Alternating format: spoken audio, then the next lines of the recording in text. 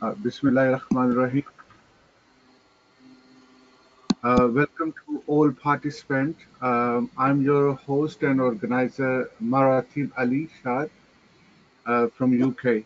And we have our panelist and organizer and presenter, Dr. Khalid Zaheer. And he's going to his session in a second. I would like to inform you that this class session will consist of four segments. First 15 minutes will be discuss the selected verses from the Holy Quran.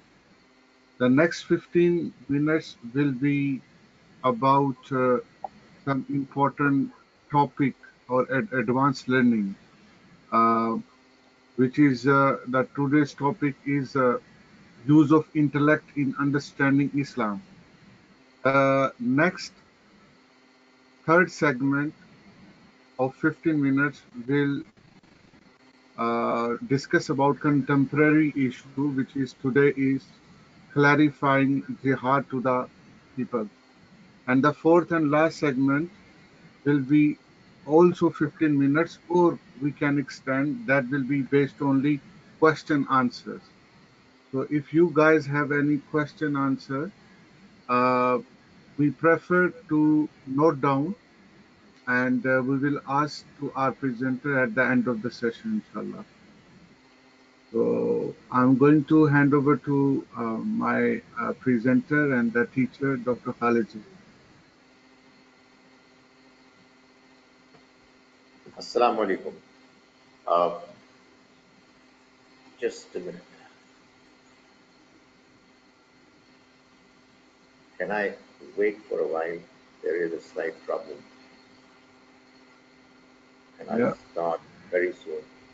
Hopefully, there is a problem with my uh,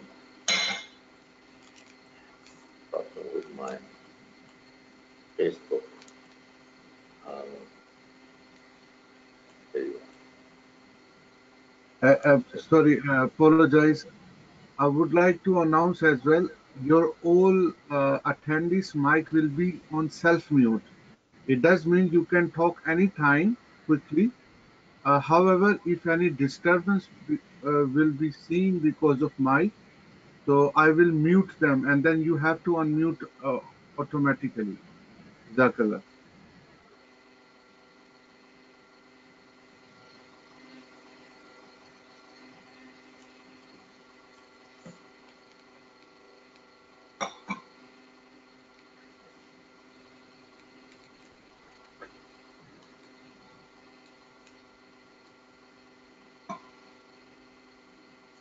Assalamu alaikum.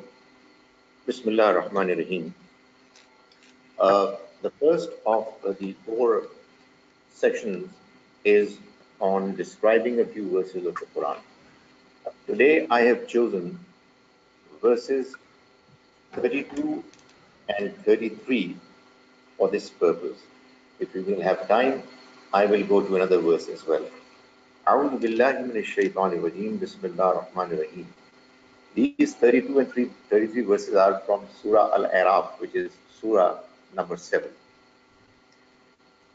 Bismillah ar-Rahman ar-Rahim. Qul, ask them, Man harrama, who has made haram, prohibited, Zinat Allah, God created zinat, beauty, Allati akhraja li'ibadi, the one that he created for his servants, for humans. وَالطَّيِّبَاتِ مِنَ الرِّزْقِ, as well as pure food. Qul, tell them, هِيَ لِلَّذِينَ آمَنُوا, it is meant for those who truly believe.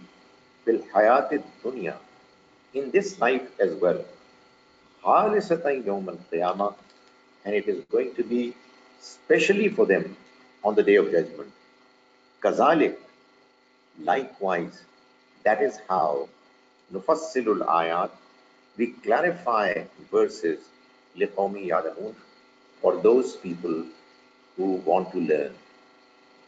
The Quran is here dispelling a popular misunderstanding about God's religion.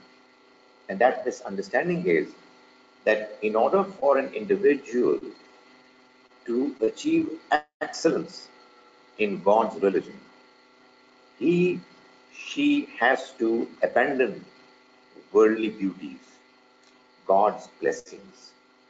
The Almighty is most emphatically clarifying here that that is not the case and is asking his messenger, God's mercy be on him, to make it absolutely clear that God has not prohibited the beauties of this life. That is, this life has been made beautiful, it has been made attractive. There are uh, blessings of the Almighty that we see and we feel that what we are seeing is beautiful, brilliant. There are blessings of God that we can hear, and they are glamorized in what they originally are, and that is what zenith is. And God says, I've made it for you. Likewise, we smell and we like good smell, fragrant smell. Likewise, we taste and we like good food, not just ordinary, insipid, dull food. Likewise, we touch and we like smooth surfaces. All these are blessings of the Almighty. And God says, He has created these blessings for you. Tell them, I have not prohibited them for anyone, nor the good food, the, the beautiful, the nourishing food that we enjoy, the delicious food that we are fond of. قُلْ هِيَ لِلَّذِينَ آمَنُوا. Tell them all these things are meant for those who believe. The one who believes in God acknowledges that these blessings are from God, thanks God for giving these blessings. These are meant for those people. خَالِصَةً يَوْمَ الْقِيَامَةِ. And on the day of judgment, these are going to be meant specifically for those who believe. That is, the believers are going to be given the exclusive right to benefit from these blessings. Therefore, the misgiving understanding that somebody who goes for the beauties of this life, the glamour of this life, is an irreligious person, is not a God-fearing person, has been negated by the Almighty. On the contrary, the Almighty says that these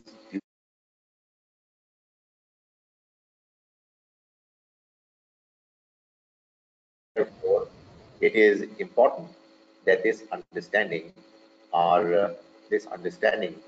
is made uh, clear to everybody. So, you know, when people say that you can't do this, you can't look good, you can't hear something which is good, good sounds, you know, and they are prohibited, God is negating all these views and is clarifying that these have got nothing to do with God's message. Qul, the next verse says, tell them, Innama harrama Rabbi, my Lord has prohibited only al fawahisha, what is obscene, ma zahara minha wa ma batan, whether it is manifest, clear, or it is hidden. That is, beautiful things, whether when you watch them, like good appearance of humans, whether you hear them, like good sounds, and others, they are not prohibited. What is prohibited is number one, obscenity, al fawahish. Uh, what you see, what you hear, etc., causes you to be attracted towards the other gender in evil ways, with evil thoughts. That is what has been prohibited. You see, the ultimate sin of zina is what has been prohibited, and what leads to zina has been prohibited. But not beauty, not beautiful views, nor beautiful sounds, etc. So tell them that my Lord has prohibited only what is obscene, whether it is done in hiding or whether it is done openly. One ithm, and he has also prohibited to deprive others of their rights. You have a right, you have a commitment, somebody else's right is with you, but you don't allow the person to get it. Wal baghi, and transgression. You aggressively snatch away the right of somebody else. That is what is prohibited. بغير الحق, without any justification. وأن تشركوا بالله, and that you ascribe partners with God, malam yunazzil bihi sultana, for which he has not revealed any argument, any evidence. One taqulu, and he has also prohibited that you say alallahi, about God, mala ta'lamun, what you don't know. That is, you talk about God's religion, you make claims about God's message, which is not there. That is what is prohibited, not the beauties of this life. I mean, this life has been made attractive and beautiful in the manner you look at it, in the manner you hear it, in the manner you touch it, in the manner you smell it, in the manner you taste it. All these beauties are meant for you. They are meant for you to avail them and to thank God. If you're not going to enjoy your life, if you're not going to have a good life, if you're not going to benefit from the beauties of life, how are you going to thank your God? So, this misunderstanding, which is widespread amongst religious people, that if you are to become a truly religious person, you have to give up the beauties of life, has been dispelled, has been rejected in these two verses, and the Almighty is clarifying that there are only five items, there are only five things, five ways that have been made prohibited: obscenity, depriving others of their right by not giving them, snatching away the rights of others from them forcibly, ascribing partners with God, and talking about God's message in a way that you are saying something which is not there. So, in other words, one of the things that is prohibited by God is that you say that such and such thing has been prohibited, even though God is saying it is not prohibited. So, that's what these verses are clarifying. This brings us to the end of the first session. The second session is on the question of uh, faith. If you have been, if you have been a part of these seminars, you would know that as yet what I have discussed in these proceedings, in this particular segment of the proceedings, I have talked about the question as to what is deen, where has it come from, what are its sources, what are the reasons that we accept those sources, and what is the relationship of these sources of Islam with each other. That having been done, now we are proceeding towards the next module of our understanding, a process of understanding. This module is going to talk about faith, beliefs, iman, Because the presentation of faith as it has been done in the Quran is primarily based on intellectual arguments. The Almighty invites humans to believe on the basis of the arguments that are presented. Believe in what? In what is not visible, what is unseen, but it's there. There are some important realities that we are a part of, that we are concerned with. Uh, they are there, but we can't see them. So, why should we acknowledge them? In other words, why should we believe in them? You see, we don't believe in things that we can see. We don't believe in things that we can hear. Uh, we, we hear them, we see them. In other words, we perceive them. Belief is in matters, is in ideas, claims that you cannot see, you cannot hear, etc. Why should we believe? The simple answer given by the Quran is that because through intellectual reasoning, you come to the understanding that what is being claimed as true is true. So use your intellect and understand and acknowledge. Now, before I proceed with providing intellectual arguments to confirm that the beliefs, belief in God, belief in the life hereafter, and belief in prophets, these beliefs make sense. They are based on convincing, solid evidences. Before I proceed to do that, I have to cross another obstacle. And that obstacle is the obstacle of the claim that in religion you cannot use your intellect.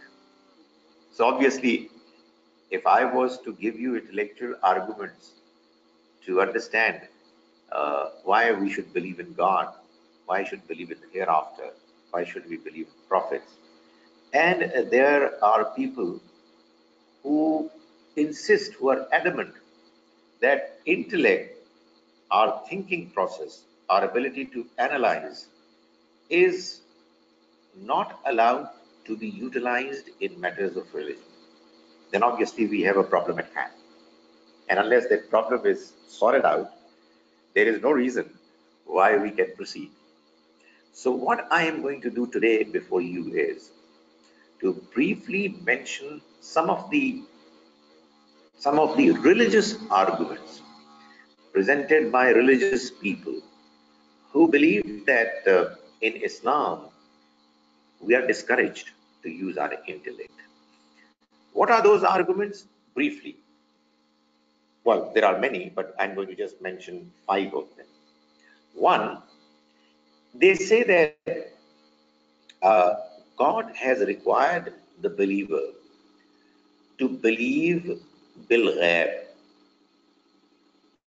Muttaqeen, God conscious people, according to the Quran, in the very beginning of Surah Al Baqarah, the second chapter, verses 2 and 3 say that Allazina yu'minuna bil ghaib, that believers, God fearing people are those who believe bil ghaib.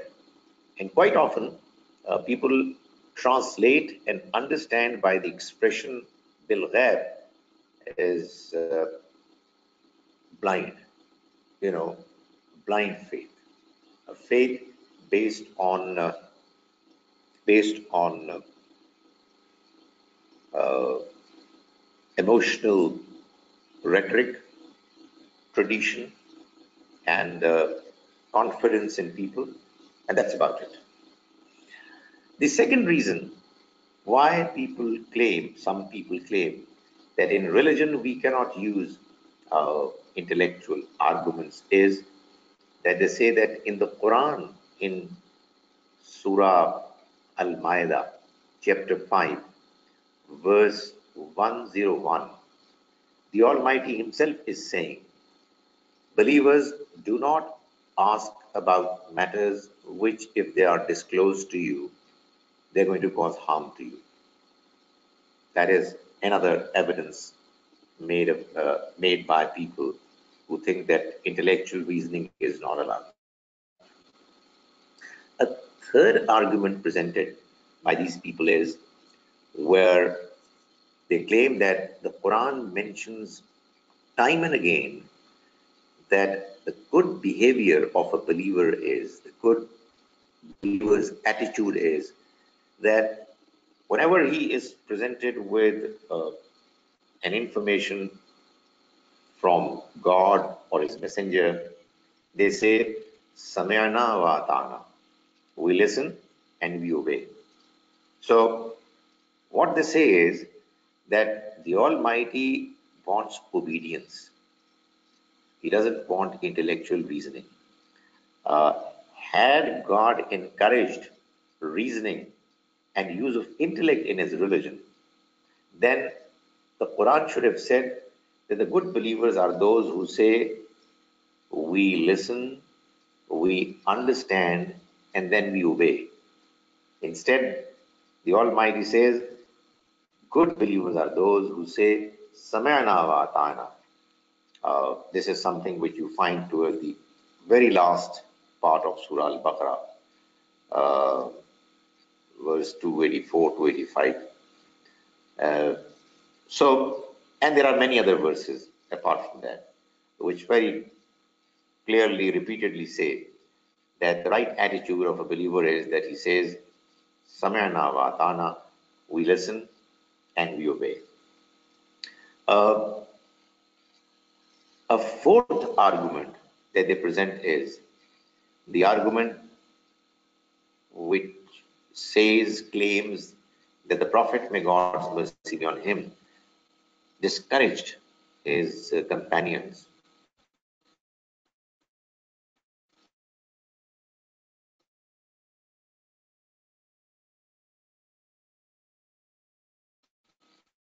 to speak on the question of predestination.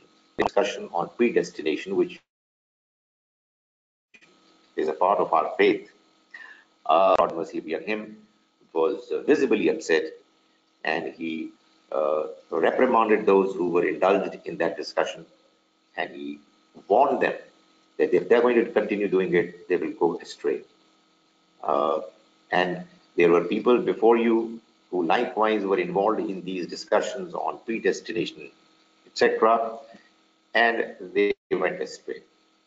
So, what some people claim is that predestination is a part of faith, and a discussion on faith was strongly discouraged by the Prophet, may God mercy be on him, so much so that he said that if you're going to go deep into this discussion, you will go astray.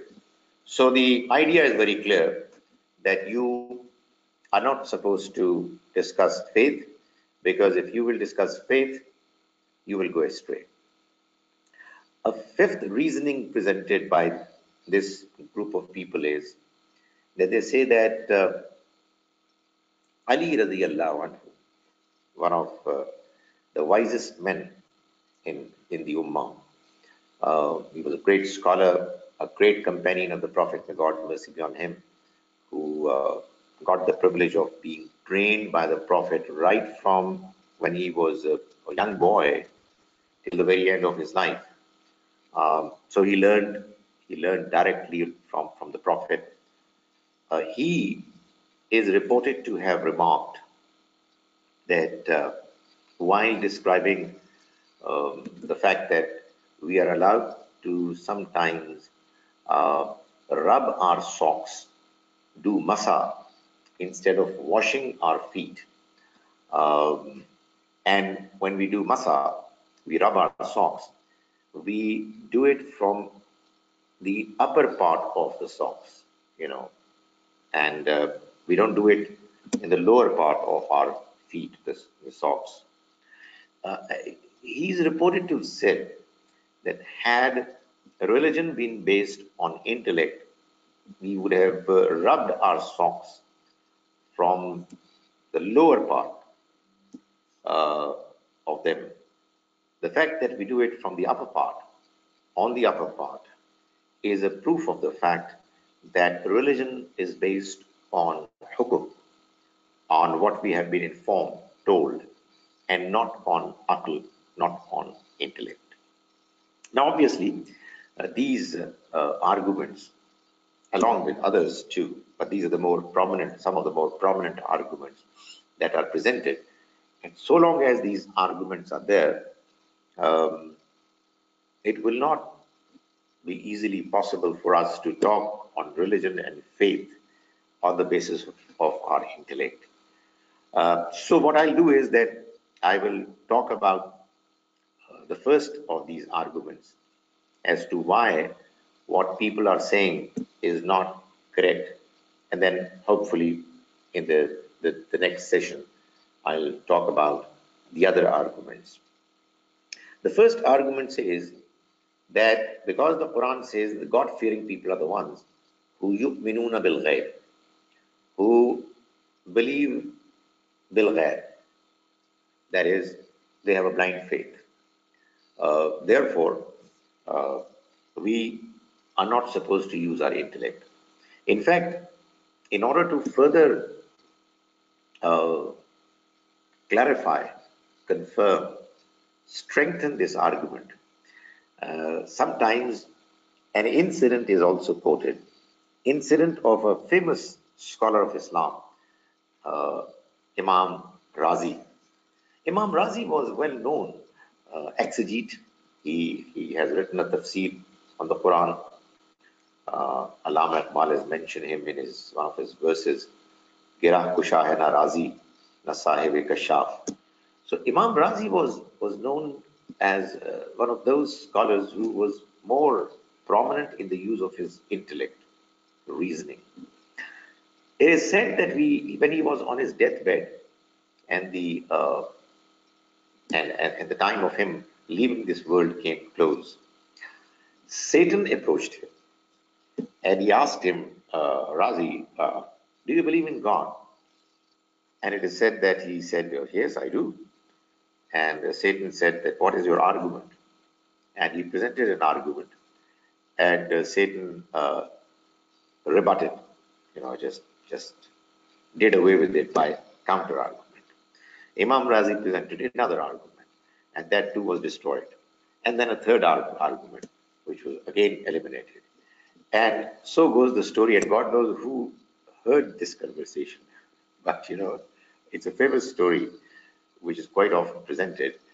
So goes the story that towards the end of the argument, when he had presented whatever 9,900 arguments, all of them getting destroyed by Satan, Imam Razi finally said that I still believe in God because my mother believed in God. And thus he died by saying his kalma and died as a believer. So, the idea is that belief in God, belief in the belief system is actually a tradition that we acquire, and it has got nothing to do with intellect. The fact of the matter is that when the Quran says that God-fearing people are the ones who yu'minuna bil ghaib, it simply means who believe in the unseen, who actually are a part of the unseen world, ghaib, and they have been asked to accept and acknowledge what they cannot see. Why? Because what they cannot see is intellectually convincing. That is what the Quran says. That good believers are the ones who do not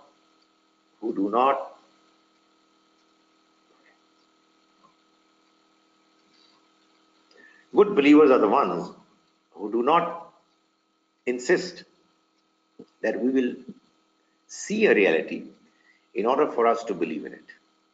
They use their intellect honestly, and they are such intelligent people and intellectually honest people that they are not insisting that unless we are shown uh, God, life hereafter, we will not believe it. We will understand, and based on the arguments that are presented to us, we will we will accept and acknowledge. And they say that this is something which is accepted even by science. Not all scientific realities are the ones that are seen or heard or touched, etc. Some of them are acknowledged without them being seen because the arguments are strong. Gravity is a case in point.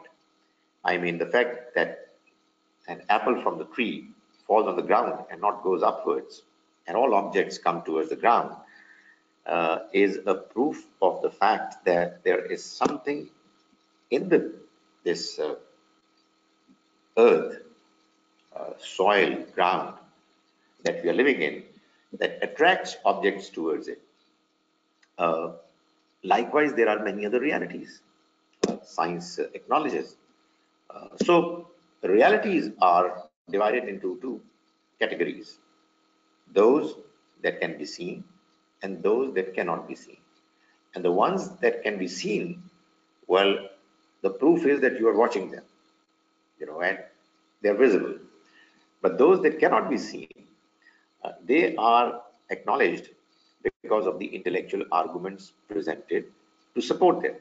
And that is exactly what the Quran does. And as we shall see later, that the Quran actually goes into the details to describe the arguments, reasons why God, life hereafter, prophets need to be acknowledged. That was the second part of the second segment of our uh, today's program. The third part is that living in the West, in particular, we need to present the correct concept of jihad. Uh, well, the basic idea is that living in the West, you are representatives of God's religion. Uh, your conduct and your presentation of religion is what the non-Muslims are going to see and hear for them to be able to make up their minds about our religion, our faith. Therefore, the questions that are raised in the Western society, well, obviously in our part of the world as well, but obviously those questions that are raised here as well are quite often influenced by what is happening in the West.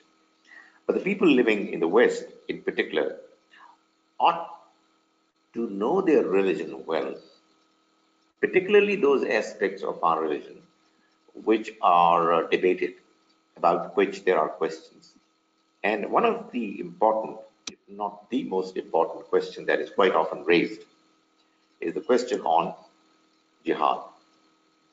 The misunderstanding is that Islam not just allows but encourages its believers to undertake war, jihad, against non believers in order for them, for the believers, to be able to ensure that God's message gets the opportunity of dominating politically over the entire globe.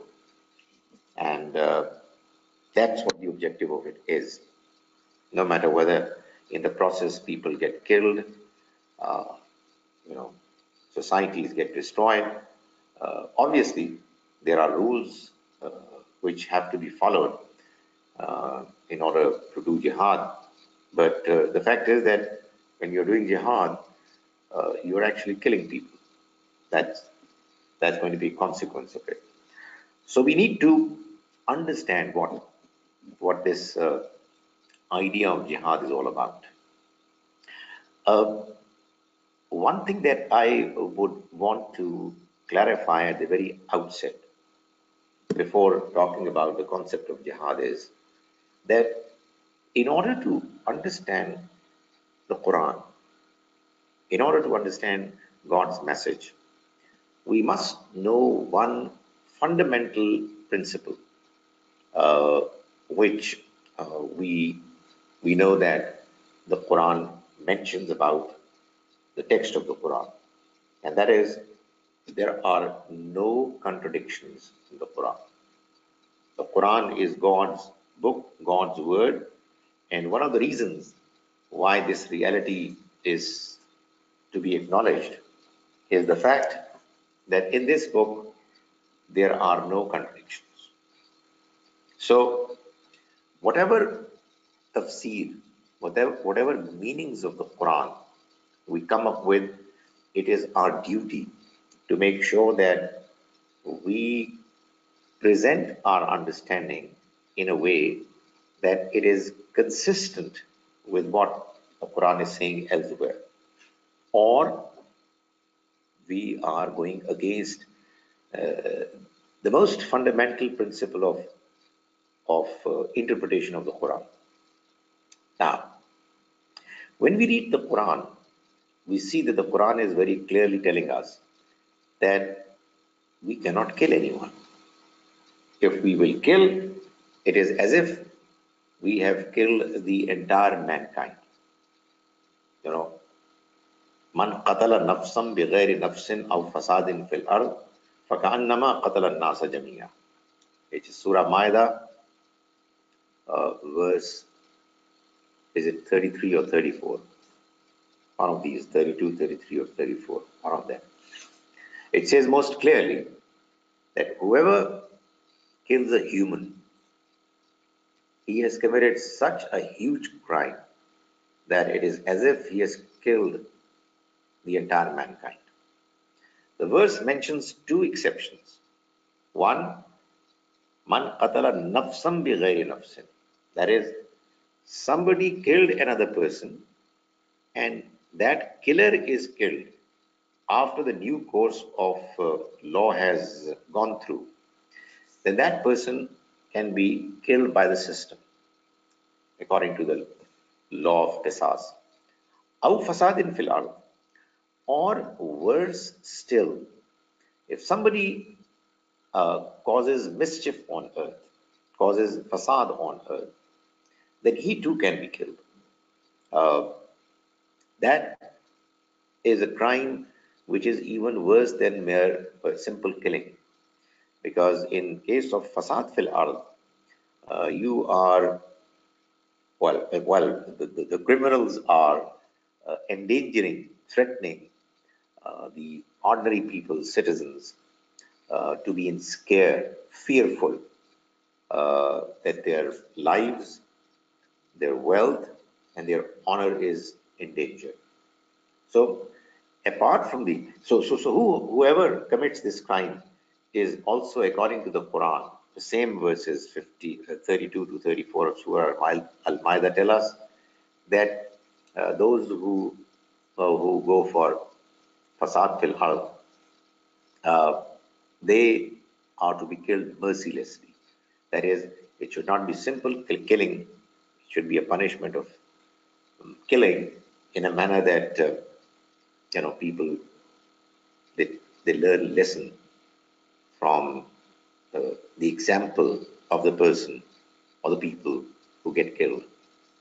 Uh, Now, when we say that going for jihad is an act which the Almighty has recommended very strongly,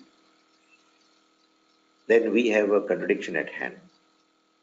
What we are saying is that God has asked us to engage in a war against non believers so as to expand the frontiers of our nation, of our uh, you know, Islamic State, so that more and more territory comes under our control, and we are able to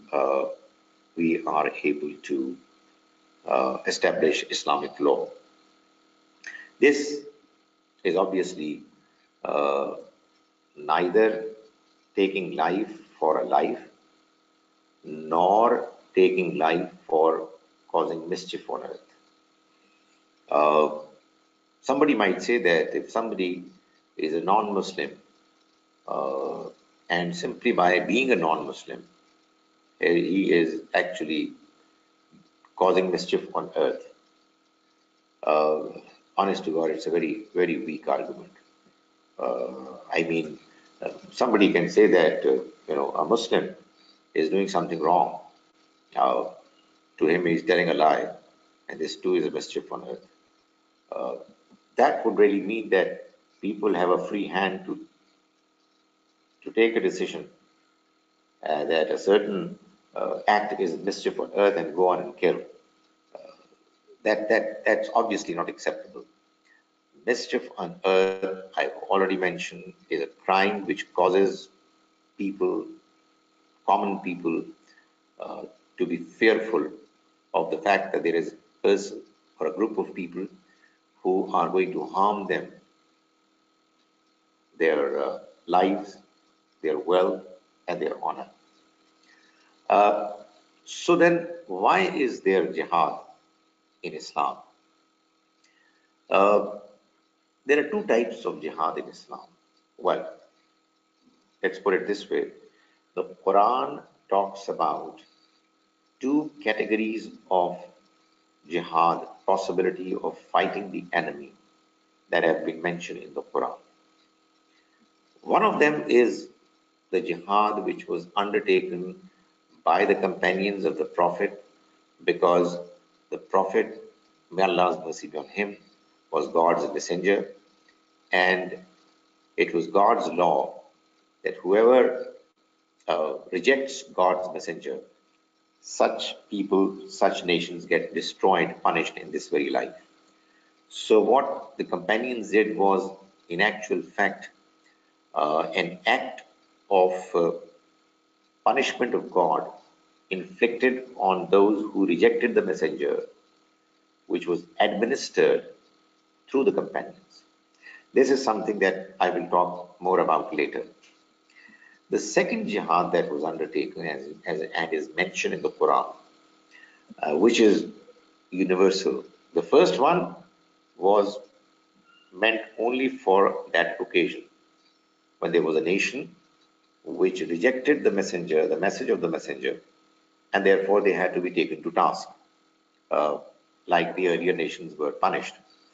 But the second type of jihad, which is universal, is the jihad which has to be undertaken by a Muslim ruler only.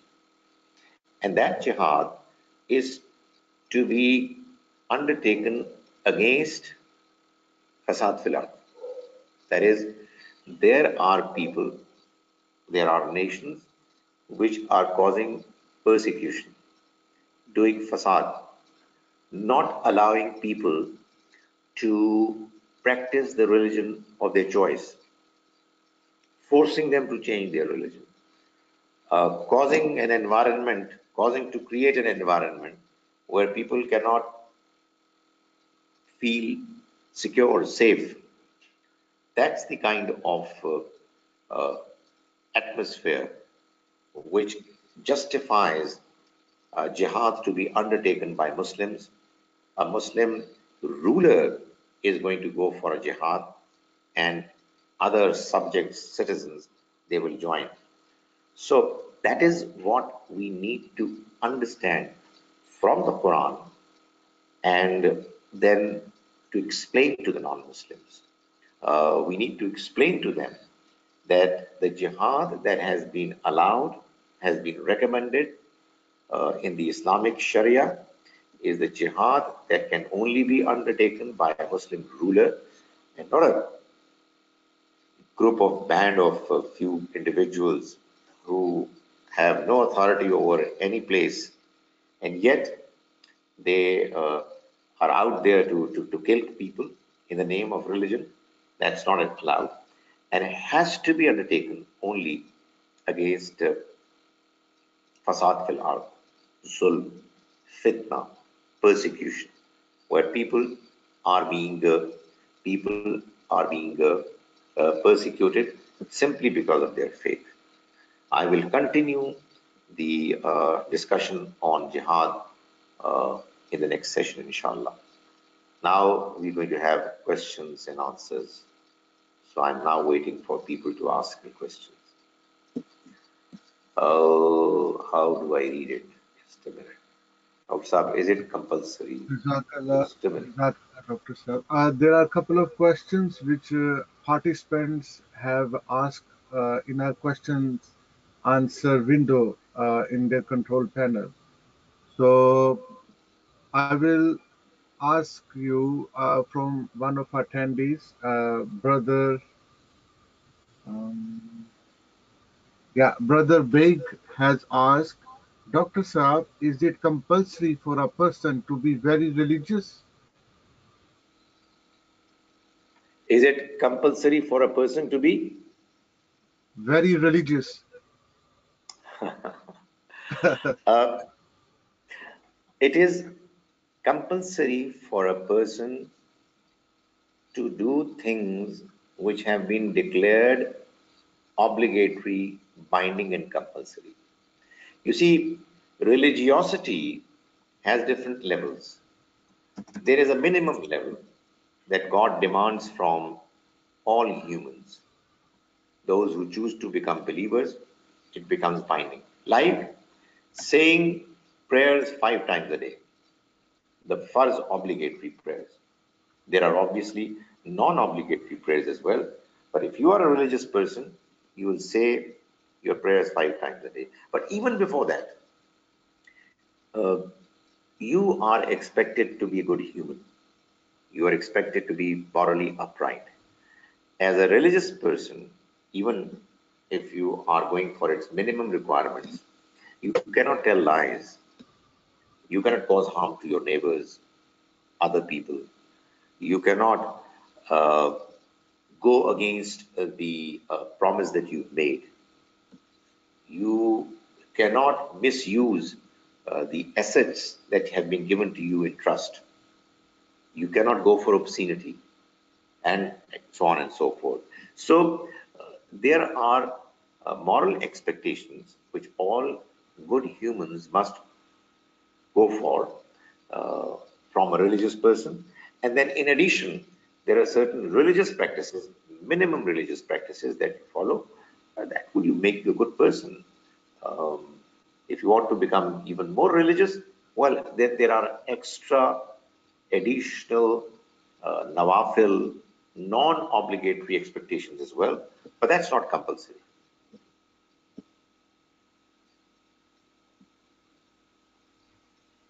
Next question. Brother Abdul Khan, he wants to ask a question. Brother Abdul Khan, you can unmute your mic, please, and ask the question.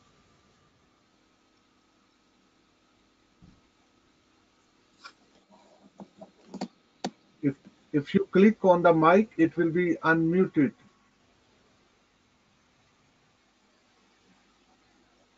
Is this his question? Philosophers have shown after Uh, over. that is another question. But Brother Abdul Khan wants to ask, Brother Abdul Khan, you can also write a question in our question answer window as well until we go to the other question, which Brother Raza has asked. I think he got offline for some reason. His question is on the screen. Uh, uh, Right. There's some yeah, part of the screen that I will be able to read. Let me see if I can do it. Oh yes, now Brother Raza has asked this question. Philosophers have shown after over 2,000 years of thinking that they cannot conclusively prove God. Sufis therefore say that God cannot be found in reasoning and books. He must be experienced through heart. Your opinion? In my opinion, the understanding of God, call it proof of God, is initially available through reasoning. But intellectual reasoning about realities that cannot be seen uh, can only take you to closer to those realities. Uh, you feel good about the arguments, and they are a good enough reason for you to then move forward, to start practicing the understanding that you have got through your intellectual reasoning, through other evidences. It is only when you start taking uh, belief in God seriously, in other words, when you start practicing your understanding, that you become stronger and stronger in your belief. But the starting point is intellectual reasoning. There has to be a justification. When you, and we'll talk about more about it when we talk about belief in God. Uh, the Quran tells us that the manner the Almighty has designed the trial of this life, uh, it is not necessary that everybody would believe. Uh, People sometimes choose not to believe. Why? There are various reasons. But if somebody has decided that he or she does not want to believe, then he is at liberty.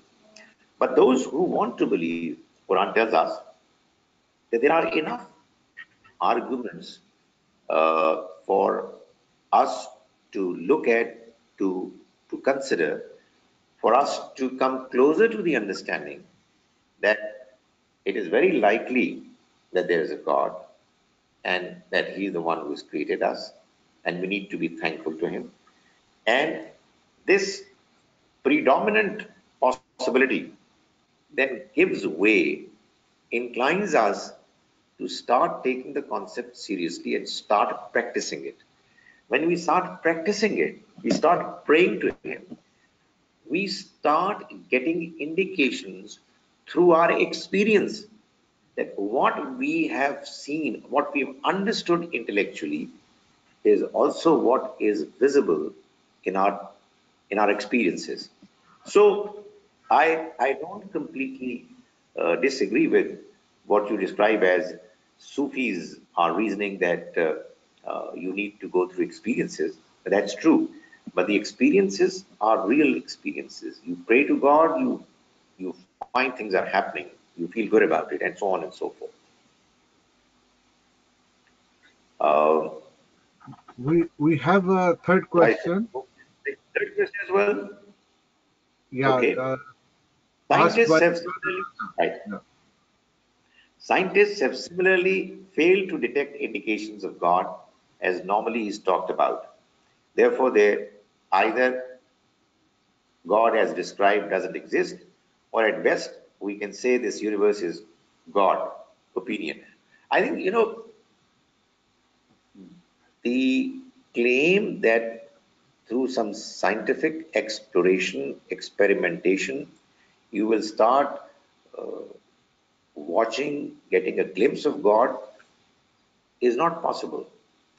The nature of the trial of this life is such that we have been asked to be honest in our approach, not to be biased, not to be adamant in our own approach, and to look at the realities the way they appear, and then start following the understanding that is making more sense. I will talk more about it when we talk more about belief in God. Um, but the fact of the matter is that if scientists are expecting that when they will be able to explore this universe more and more, somewhere in this big universe, they will find a gate, a door, which will take them inside the house where God is living. That's not what God is. So, in order for people, humans, to find God, they will have to uh, believe that He is not visible, cannot be perceived here.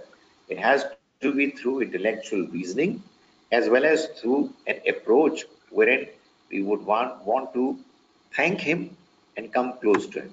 And you will start finding that things are happening in a manner that God is actually proving Himself to you. But he would not be available through scientific exploration. Why? Simply because had God been available through scientific exploration, then it would have been a scientific question. It would have been and simply a question of finding him out somewhere. The question of God, and I'll talk about it in more detail, is primarily a moral question. God wants to check our morality. He wants to know whether we are thankful or not. He wants to know whether we are humble enough or not, or whether we are arrogant in our intellect to say that because we don't see him, therefore we don't believe in him. But more about it later, inshallah. Okay, this question is by Brother Abdul Khan. Professor, you've explained two categories of jihad. Okay, let me get rid of this. I can't. Uh, Yeah, I can read it for you. read it. I can't see some part of it. Yeah. No problem. Brother Abdul Khan says, Dr. Saab, have you explained the in second category of jihad, time specific during Muhammad, peace be upon him, and universal? But what about the border broadening or country conquering by Muslim? Um, Let me talk about it when I'll talk about the details of what happened in the era specific jihad that was done by the companions. But let me make one principle clear. God's religion is described in the Quran, and the Sunnah, which, like the Quran, is fully preserved. The rest of the information has come to us through sources which were not preserved by God. That those are historical sources. Some part of the history cannot be denied, but the scheme of God's presentation and its sequence must be kept in mind. Uh, the expansion of frontiers done by the companions was a part of the same era specific jihad that was initiated by the Prophet, may God have mercy on him, because the companions were, according to the Quran, uh, ummatam wasata. They were uh, a group in the middle. لِتَكُونُوا شُهَدَاءَ عَلَى النَّاسِ, so that you may become witnesses over people, and the Prophet should become a witness over them. Uh, the Prophet, may Allah's mercy be on him, after doing itmam in hujjah, after convincingly establishing the evidence of religion and its correctness, its veracity, he was asked to inflict God's punishment on the people who rejected his message. And he wrote letters to the people, to the uh, rulers of the surrounding states. The companions continued with the exercise of taking the message to those states.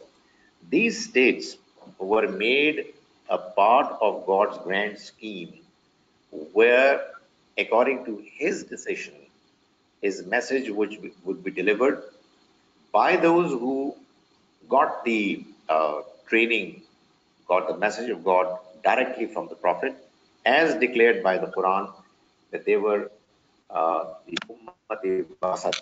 They were people who were in the middle.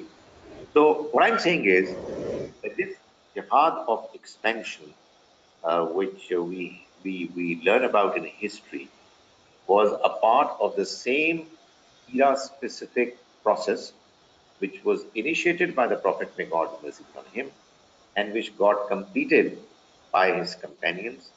It has got nothing to do with later times when we are living, so that if, for instance, uh, we become militarily strong, then we start claiming that now we should expand our frontiers. Now that was a part of God's scheme wherein he, apart from the Arabian Peninsula, had a bigger territory that he had earmarked, specified for Muslims to go to and establish uh, a system where God's message could be delivered and people could be influenced by it. That has been completed, and now it's time for us, people like you, as I said in my first part of the presentation, to deliver the message to the people that you are living with alongside. Right. Have we done with the question here?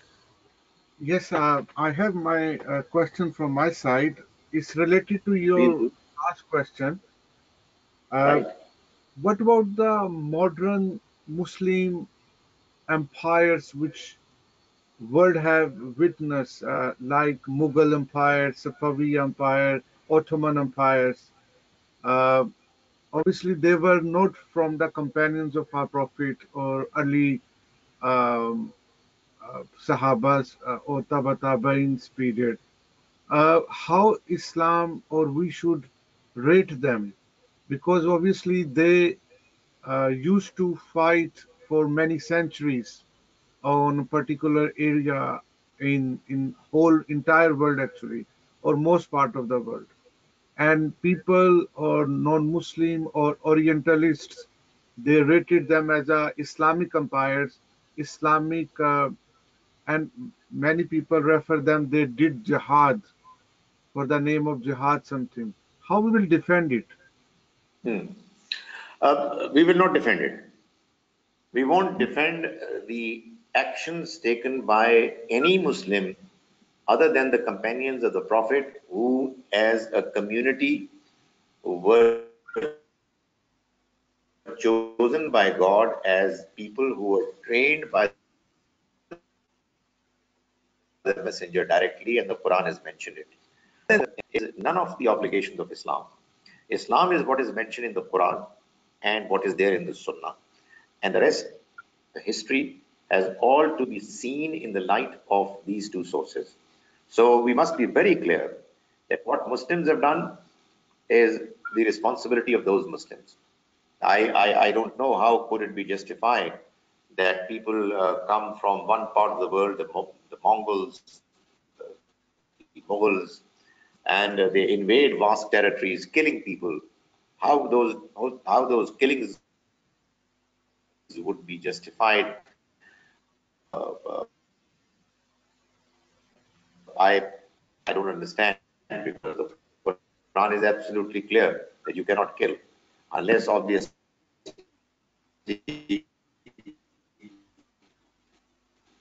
God Himself sanctions, which is what happened in the case of Fasad fil Ard. Other than that, there is no justification. So we will not offer any explanation other than the fact that it didn't make sense. God's message should have been communicated the way it was done in other parts of the world. In Malaysia, Indonesia, it were the Muslim merchants who impressed the locals, and they should be done even now. So military expeditions, the use of force, endangering human lives for the purpose of expanding the frontiers of Islamic State is not acceptable anymore. Yeah, I understand. The reason why, because the mostly nations in the world, in today's world, they are very sometimes biased, or they overgo and they refer these occupations by Muslim empires, especially in India. Many of Hindus' versions or ideology is against Muslim, and they want to kill and kick the Muslim out of India because they think that it was not their religion. You guys invaded us, and for centuries, and now you should go back because we are in power. And these are the political agendas of many political parties as well, particularly in India. How, but we are Muslim. How how we can respond on this? You see, that's a very good point. Uh, you know, the Quran tells us that the Jews who were living at the time of the Prophet, may God have mercy on him, who were not the ones who behaved improperly in an unacceptable manner in the earlier times. The Jews whom the Quran was addressing directly were their progeny. They were their children of their children, etc. And yet, the Quran addresses them and accuses them as well of doing what was not acceptable. The Quran tells us that the Jews are going to be to continue to suffer until the day of judgment. Why? What is their fault? If your elders did something wrong, why should you suffer? The answer is they would suffer because they also acknowledge, accept what their elders did as right. They defend it, they are proud of it. What I'm trying to say is that we are not proud of what our ancestors did that was wrong. So I think if we were in India, we should have informed Hindus that look here, this act was not done by us. It was done by some Muslims. What they did was against Islam. We are not proud of it. Why are you making us suffer because of what others had done? Had we been there, we would not have sided with them. So, but now it's a reality. You cannot undo history. History is gone. Let's make a beginning. We are Muslims, we are a reality. You are Hindus, you are also a reality. Let's create an atmosphere where we live and coexist peacefully, and let's allow the possibility of discussion to take place in a peaceful academic way. I think Muslims must make sure that they do their utmost to create peace in this world, to create an environment where they can discuss and debate. They listen to the other point of view. They listen to the criticisms of others with an open mind, politely, and respond to what they are saying. That's what we must do. We don't need to defend our history, which was not our creation. We are only expected to defend the Quran, the Sunnah, what the Prophet ﷺ did, and what his companions did as a group. Full stop. The rest of what Muslims did is not our legacy. Jazakallah khair. Thank you very much. If you have any question from your Facebook audience, I have a very long question from Facebook. I'll try to shorten it. I think what the brother is asking is, the presentation of Gandhi Sahib about the origins of Adam of humans, and he says that they're the biological parents of Adam and Eve. Although those parents were not insan, but we have to say that they were parents of both Adam and Eve. Uh, how do Ramdi Saab reconcile these ayat? Uh, Obviously, it was a long one and I didn't read everything. But uh, what he says is that Surah Al Imran, ayat 59, where it is stated that Adam is like Isa, means Adam has no parents. No, no, no, no, no. Okay, I got the point. The Quran is saying that the birth of Jesus Christ is similar to Adam. God created him uh, from the soil, and then he said, "Be," and he started becoming. That is the kind of manner that the Almighty caused Adam to be created through parents who were biological, but then he was given a new status, which was completely different from his uh, ancestors who were not humans. That was a big step. That was something which was done immediately after Adam was created and was chosen, and Eve were chosen to become the first humans. Now, this was a unique step taken by God. Likewise, there was a unique decision taken in the case of Jesus Christ. So it is not the exact similarity that the Quran is talking about, wherein they were also created somehow from dust. No, they were created through a process which the Quran explains.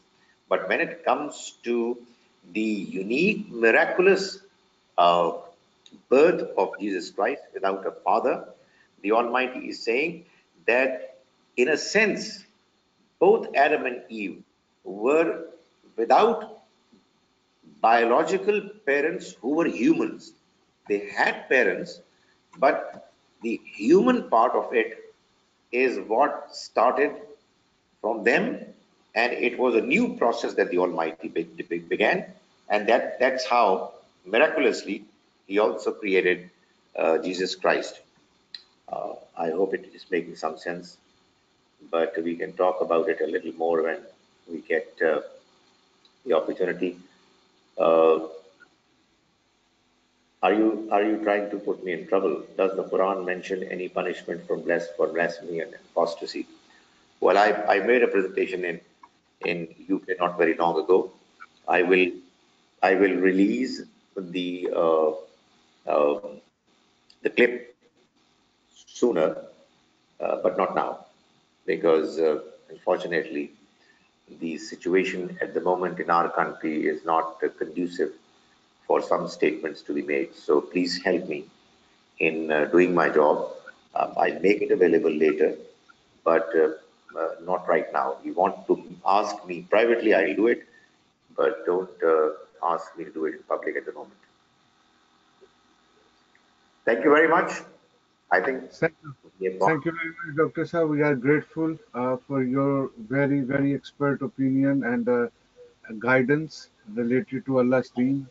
Uh, Jazakallah. And inshallah, we will uh, organize this class again after 2 weeks on Sunday, same time, on the same platform. Inshallah. Jazakallah, everyone, and Assalamu alaikum. Alaikum assalam wa rahmatullahi wa barakatuh.